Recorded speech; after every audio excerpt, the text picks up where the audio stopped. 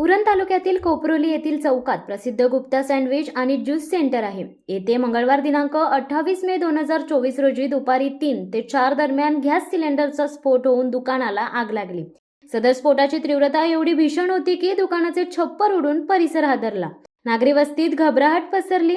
तसेच परिसरात धुराचे लोट 1 ते 2 किलोमीटर पसरले होते. सदर आगीचा फटका बाजूच्या दुकानांना बसला.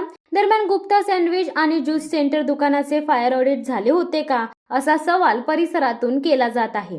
शिवसत्ता टाइम्ससाठी प्रवीण पाटील, उरण. दे धडक बेधडक वृत्त देणाऱ्या आपल्या शिवसत्ता टाइम्स न्यूज चॅनलला लाल बटन दाबून सबस्क्राईब करा आणि बेल आयकॉनला क्लिक करायला विसरू नका.